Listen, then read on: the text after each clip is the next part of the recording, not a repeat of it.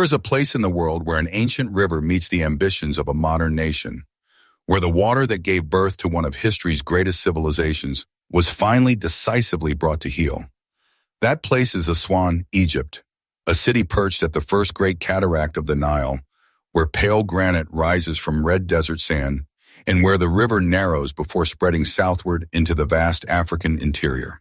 And the story of the dam that rose there is one of the most consequential engineering achievements of the 20th century. For thousands of years, the Nile was Egypt. Its annual flood arrived with an almost sacred reliability, spreading across the floodplain each summer, depositing the rich black sediment that made farming possible in a land almost entirely defined by desert.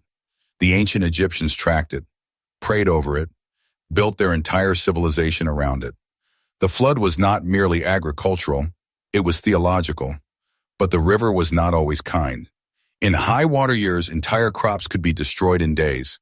In low water years, drought followed, and drought meant famine. The Nile gave life, and the Nile could take it away. The idea of taming the river at Aswan is older than most people realize.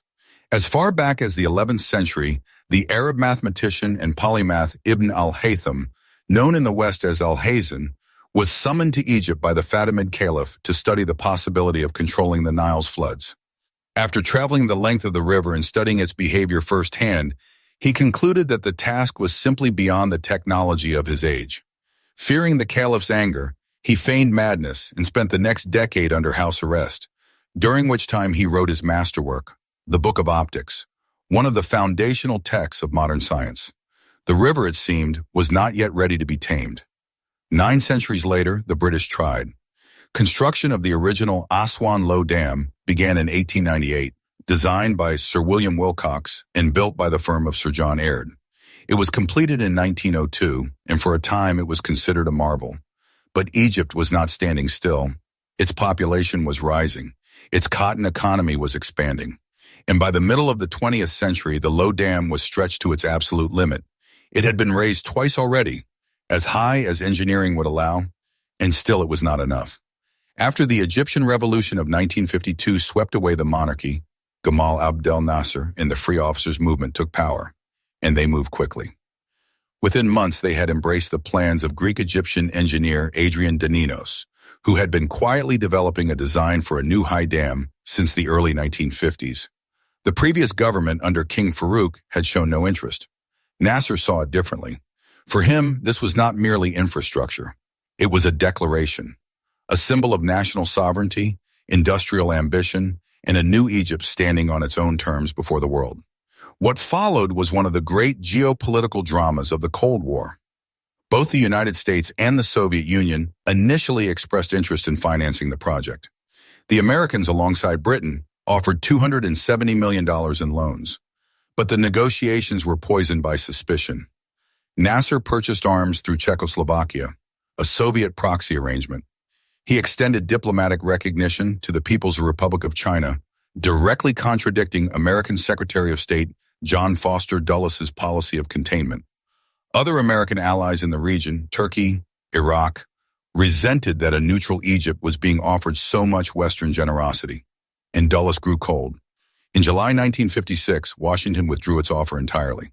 Nasser responded within days. Standing before a roaring crowd in Alexandria, he announced the nationalization of the Suez Canal. Its revenues, he declared, would fund the dam. The resulting Suez crisis brought Britain, France, and Israel into open military conflict with Egypt. The canal was seized, the Sinai was invaded, but pressure from both the United States and the Soviet Union at the United Nations forced a withdrawal. Nasser emerged from the crisis not weakened, but transformed, a hero of Arab nationalism in the developing world. And now the Soviets were ready to deal. Beginning in 1958, Moscow provided a series of credits totaling roughly $425 million, along with Soviet engineers, technicians, and heavy machinery. The technical design of the dam itself was the work of Nikolai Alexandrovich Malyshev of the Moscow-based Hydroproject Institute.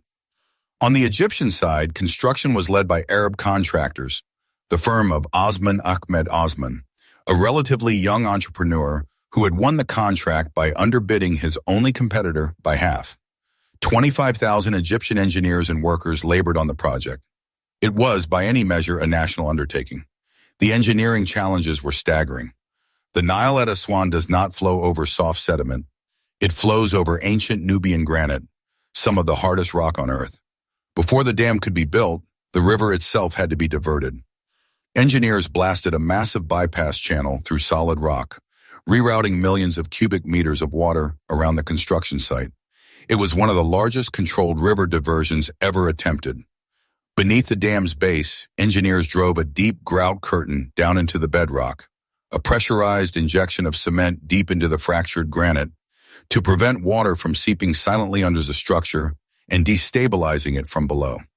This technique was relatively new in the early 1960s and required extraordinary precision. The dam is not a concrete arch like Hoover. It is an embankment dam, an engineered mountain of rock, sand, and clay, compacted layer by layer with meticulous care. The volume of material required to build it was 43 million cubic meters. To put that in perspective, that is 17 times the volume of the Great Pyramid at Giza. The completed structure is almost 4 kilometers long. At its base, it is nearly a kilometer wide. It stands 111 meters tall. Behind it, Lake Nasser stretches 500 kilometers into the Sudanese desert, one of the largest man-made bodies of water on Earth, with a surface area of more than 5,000 square kilometers. It holds 132 cubic kilometers of water. All construction facilities were completed ahead of schedule. Power generation began in 1967, 3 years before the dam was formally dedicated. 12 Soviet-supplied turbines, each rated at 175 megawatts, gave the facility a total capacity of 2.1 gigawatts, more than twice Egypt's entire national electrical output in 1960. When the high dam reached peak output in 1970, it supplied roughly half of Egypt's electricity and brought power to Egyptian villages that had never known it. At that moment, it was the largest power station on the African continent and the 6th largest hydroelectric facility in the world. But the dam's construction came at a profound human cost. The rising waters of Lake Nasser slowly swallowed Lower Nubia, an ancient landscape of villages, temples, and sacred sites that had been inhabited without interruption for millennia. Between 100,000 and 120,000 people, Egyptian and Sudanese Nubians alike, were displaced. Many were relocated hundreds of kilometers from the river their families had lived beside for generations. Communities were fractured. Cultures were dispersed. Entire towns went underwater without ceremony. UNESCO responded with one of the most extraordinary archaeological rescue operations in history. 22 monuments and architectural complexes threatened by the rising lake were dismantled, moved, and reassembled on higher ground. The most famous of these was Abu Simbel, the great temple complex carved from a sandstone cliff by Ramesses II more than 3,000 years ago. Engineers cut the temples into over 1,000 individually numbered blocks, moved each one up the cliff face, and reassembled them with such precision that their solar alignment was preserved. It remains to this day among the most audacious preservation efforts ever undertaken anywhere on Earth. The dam's legacy is layered and contested. On one side of the ledger, floods that once devastated the country were controlled. Egypt reclaimed nearly 2 million acres of agricultural land. Wheat yields tripled between 1952 and 1991. 500,000 families were settled on newly irrigated ground. A nation was electrified. The droughts of 1972 and 1983 that devastated East Africa swept past Egypt almost entirely because of the water held in Lake Nasser. On the other side, the rich silt that once renewed Egypt's fields each year now settles permanently at the bottom of the reservoir. The sardine catch off Egypt's Mediterranean coast collapsed catastrophically, dropping from 18,000 tons in 1962 to less than 500 tons 6 years later. Coastline erosion accelerated. Soil salinity increased in some agricultural regions, and more than 100,000 Nubians never fully recovered the world they lost. A 2024 study warned that a catastrophic failure of the dam, through upstream dam collapse, military attack, or extreme flood, could cause tens of millions of casualties and render vast stretches of Egyptian farmland permanently unusable. The warning is sobering. The reservoir, some experts argue, is currently operated at unsafe water levels. What no one disputes is the scale of what was accomplished. The Aswan Dam changed Egypt permanently and irrevocably. It announced to the world that this ancient nation, sovereign, industrious, and determined, was capable of moving rivers, feeding millions, and lighting cities. It is a monument to ambition, to the belief that human beings can reshape the natural world. And like all such monuments, it carries within it both the full measure of human achievement and the bulk weight of human consequence.